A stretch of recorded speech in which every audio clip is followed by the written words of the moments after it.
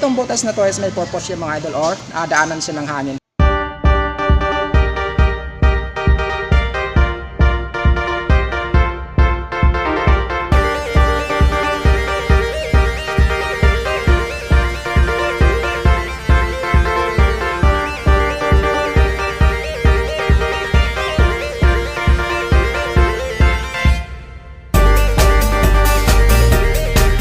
Dito tayo ngayon sa Skygo Marketing Corporation. So ito ay branch ng Kalilangan, Bukidnon. So andito tayo para mag-vlog ng isang unit ni Skygo, yung Hero 3. Maghahanap ka ng underbone na dual sports. Kung namamahalan ka sa Honda XRM 125, ito yung second option natin.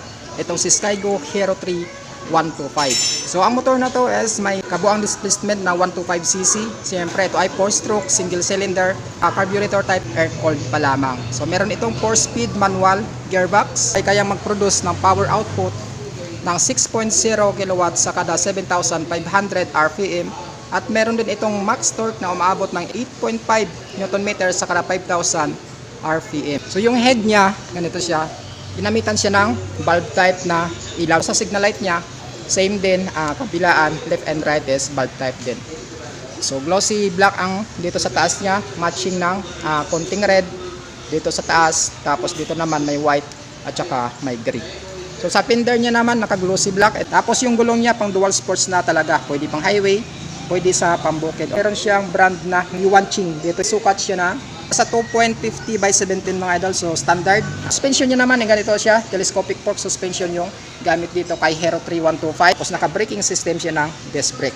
Extra na fenders para hindi basta-bastang tatalsikan yung makina dito. So protection ito sa makina mga idol, itong guard dito sa harapan niya na fender. Pagdating sa muffler niya mga idol, ito meron na rin siyang heat guard. So yung heat guard niya is bakal na siya mga idol, hindi plastic. So mas maganda ito, hindi basta-basta matutunaw kapag mainit na yung tambutso ng motor mo. So goods ito sa mga angkas mo na hindi siya basta-basta mapapasok. Dito naman sa kanang angkas, ganito siya. Ayan. Natutupi. So maganda yung pagkatupi niya kasi nga hindi siya basta-basta nagbabibrate. Tapos ang goods niya mga idol dito sa Hero 3 na to, ito may guard siya na yung paa ng angkas mo hindi siya basta-basta papasok dito sa loob. Gilid niya naman ganito yung decals niya. So napaka-simple lamang. Kulay red siya mga idol. Ito, naka glossy red dito. Meron siyang black na konti, tapos meron siyang halong white pababa.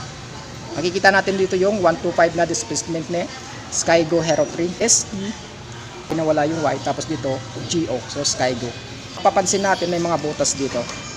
So itong butas na to is may purpose yung mga idol, or daanan siya ng hangin. So goods yan sa aerodynamics para pagpasok ng hangin dito sa dito banda is lulusot lang dito mga idol. Motor na to ay kaya ding mag top speed mga idol ng hanggang 90 to 95 km per hour. So napakabilis na yan mga idol sa isang 125cc na underbone na pang dual sports. Ito naman yung kickstart niya. Meron siyang kickstart, at yung kickstart niya is meron lang siyang rubber. So good thing dyan mga idol, bukod sa kickstart meron kang electric start. So pag suspension niya, single coil spring ito. So kabilaan, tig-isa, tapos naka swing arm. Dito naman sa gilid, bandang likod, meron siyang tent na glossy black. Ayan, makikita natin dito yung Hero. So para ito S, pero S yung mga idol, kulay red. Tapos dito glossy black. Ayan. Tapos dito naman, ito yung grab bar niya sa likod, meron siyang finish na glossy black din siya mga idol. Tapos pagdating naman dito, parang may carbon finish dito sa gilid na maganda, yan wrap siya na carbon finish. Tapos pagbaba mo dito sa ilalim, meron siyang matte black color na finish dito. So pagdating naman dito sa gulong niya sa likod, naka brand siya ng Yuanqing. Tapos meron siyang sukat na 2.75 by 17. So same din mga idol, standard ang gulong na to. So napakabilis hanapin pagdating sa aftermarket. Pagdating sa braking system niya, ganito siya, mechanical trailing drum brake. Pagdating nga pala sa gulong niya mga idol, ito ay tube type pa lamang. So ibig sabihin yan, madali siyang mapaplat kapag napako. Ito na rin siyang added reflectors dito sa likod. Dito yung lagayan ng plaka ng motor mo, dito siya banda. Tapos pagdating naman dito sa tail light niya, bulb type siya mga idol. Tapos kabilaan ng signal light niya is bulb type din. Ito naman ang bukasan ng under compartment mo sa likod. So ang motor na to is may compartment mga idol. Ayan. Ito paglagyan ng mga papers ng motor mo, cellphone or mga gamit, mga idol, or kaya kung ano-ano pa dyan na pinamili mo sa tindahan. So ito naman yung gas tank niya. Tank capacity na 3.7 liters. Tapos may average fuel consumption na around 40 km per liter. So napakatipid na yan mga idol sa isang 125cc na underbone category. Kanang angkas mo, doon same pa rin sa kabila, kung ano sa kabila meron din. Dito meron siyang guard dito na hindi basta-basta mapapaso yung yung angkas mo. Dito naman plastic na cover sa chain niya. Sa sprocket combination standard to mga idol. So ibig sabihin, pwede ito sa patag or kaya sa akyatan. So ito naman yung side stand niya. So ang side stand nito is wala siyang added features tulad ng side stand kill switch. So ano lang siya, ordinary lang siya mga idol. Tapos ito naman yung gear shifting. Meron siyang 4-speed manual gearbox. Dating sa upuan niya, ganito siya, rough. Tapos meron siyang division na dalawa. So dito sa angkas mo, ito naman sa driver. So rough siya mga idol. So ibig sabihin, pwede kahit anong klase ng pantalon mo dito, hindi siya basta-basta ang dadaos-dos. Pag sumampa ka naman dito sa motor na to mga idol, ganito siya. Dito sa harapan niya. Makikita natin dito yung kulay red na glossy. Dito naman at matte black. So napakaganda niya tingnan mga idol. Tapos pagdating sa sa manibela, ganito si black finish siya na kulay. Tapos dito may end bar na rin yung grips niya, ayan. Meron siyang electric start switch lamang mga idol. Tingin mo sa kaliwa, makikita natin dito yung on and off ng headlight, ayan mga idol. On and off yan. Tapos ito na high beam and low beam and signal lights, ayan, left and right.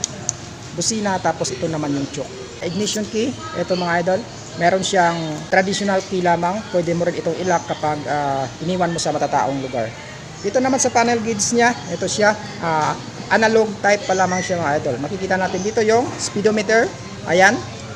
Meron din siyang odometer, tapos ito naman yung turn signal lights na indicator niya, left, right. Meron din siyang neutral indicator.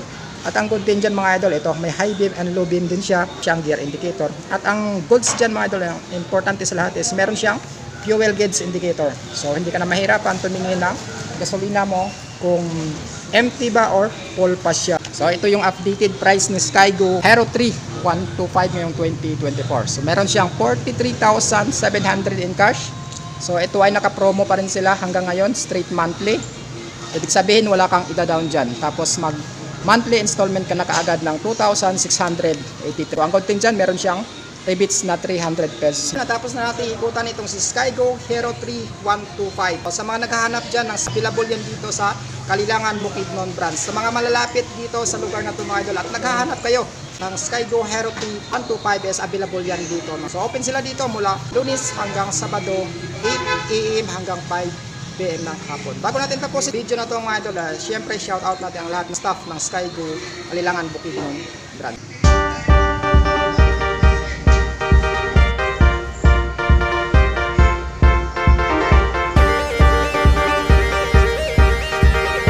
Hanggang dito na lang yung video natin. Huwag kalimutang i-like at syempre i-share ang bilang suporta mo sa YouTube channel ko. At like at follow mo na din ako sa edits ng mga idol. So this is Bukidnon Vlog TV. Ride safe at ingat palagi.